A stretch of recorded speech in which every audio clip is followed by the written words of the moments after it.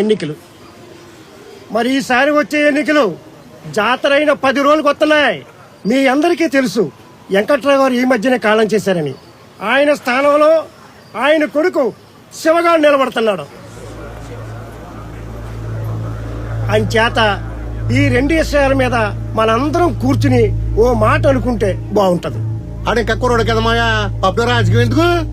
సబ్బరా మన పింఛన్ లాగిపోతే మీ బాబుతో పాటు అందరికి పింఛన్ ఎవరా? నువ్వా నేనా ఈ బుజ్జిగారా? ఈ సినకురడు కదా ఇప్పించింది. అయినా రాజకీయాల వయసుతో సంబంధం లేదా. మంచి సైడ్ ఎవరని తెలిసాడు అయితే చాలు. అని చేత ఈసారి శివగారు నిలబడుతున్నా. పిఎం గారు ఆర్డర్ చేసిన పంచాయతీ అయిపోయింది. తాగుబోతీ ఎత్తవా నాకు తెలియగడుగుతానండి. అసలు ఈ శివగాడు రాజకీయాలు ఎందుకండి? 10 ఏళ్ళు ప్రెసిడెంట్ గా ఉన్న నాన్నగారి వల్ల ఏమోలేదు. ఈడొచ్చేం పీకుదామని ఊరందరి ముందు ఎరి పుష్పం తప్ప